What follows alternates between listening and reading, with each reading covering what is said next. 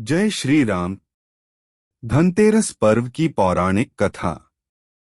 आज हम लोग धनतेरस से जुड़ी हुई पौराणिक कथा लेकर आए हैं। चलिए जानते हैं किस प्रकार हुई धनतेरस मनाने की शुरुआत। एक बार भगवान विष्णु ने धरती लोक में विचरण करने का निश्चय किया। जब उन्होंने यह बात लक्ष्मी जी को बताई तो उन्होंने भी साथ में चलने का आग्रह किया।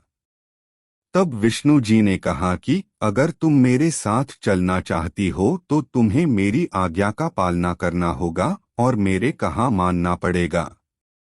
लक्ष्मी जी ने भगवान विष्णु की शर्त मान ली और उनके साथ धरती पर विचरण करने निकल पड़ी।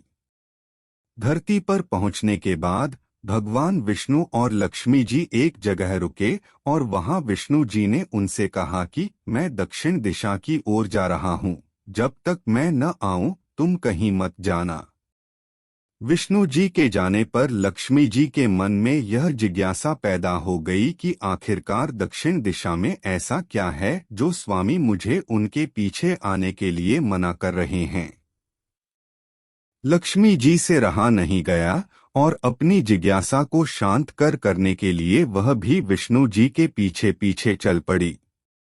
थोड़ी दूर जाने पर उन्हें सरसों का एक खेत दिखाई पड़ा जिसमें पीले फूल खिले हुए थे।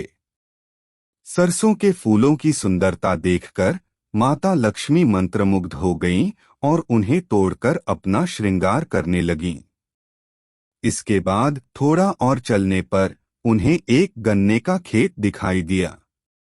लक्ष्मी जी ने गन्ने तोड़े और उसका रस पीने लगीं। उसी क्षण भगवान विष्णु जी वहां प्रकट हो गए। विष्णु जी लक्ष्मी जी को देखकर उन पर क्रोधित हो गए और बोले, मैंने तुम्हें इधर आने से मना किया था पर तुम नहीं मानी और किसान के खेत में चोरी का अपराध भी कर बैठी। अब तुम्हें इस अपराध से मुक्ति पाने के लिए इस किसान की 12 सालों तक सेवा करनी पड़ेगी।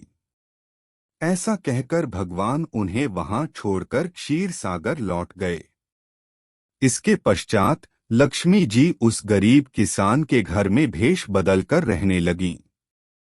एक दिन लक्ष्मी जी ने उस किसान की पत्नी से कहा कि तुम स्नान करके पहले मेरे द्वारा बनाई गई लक्ष्मी जी की प्रतिमा का पूजन करो और उसके बाद रसोई में भोजन बनाओ।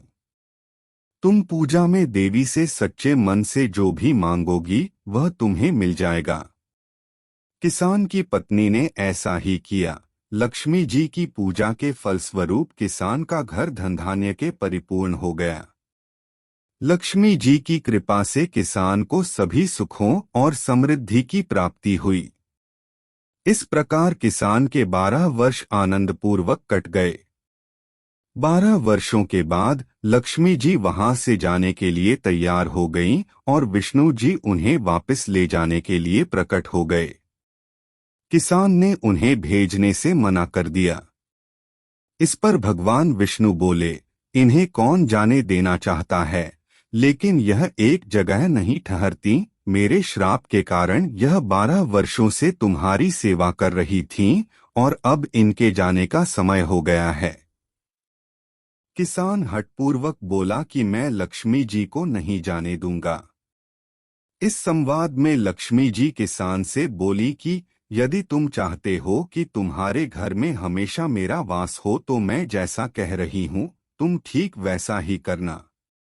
कल तेरस है, तुम घर को लीप पोत कर स्वच्छ कर लेना।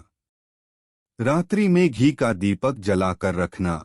शाम के समय मेरा पूजन करना और एक तांबे के कलश में कुछ सिक्के भरकर रख देना। मैं उस कलश में निवास करूंगी, किंतु मैं तुम्हें दिखाई नहीं दूंगी।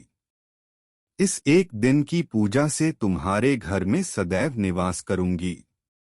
ऐसा कहकर लक्ष्मी जी अंतर्ध्यान हो गईं। किसान ने लक्ष्मी जी के कहे अनुसार उनका विधि पूर्वक पूजन किया। लक्ष्मी जी के आशीर्वाद से उसके घर में हमेशा समृद्धि का निवास बना रहा। मान्यता है कि तभी से तेरस के दिन लक्ष्मी जी की पूजा होती है और धनतेरस का त्योहार मनाया जाता है। इस कथा को सुनने वाले सभी भक्तों पर भी इसी प्रकार मां लक्ष्मी की कृपा बनी रहे। जय श्री राम।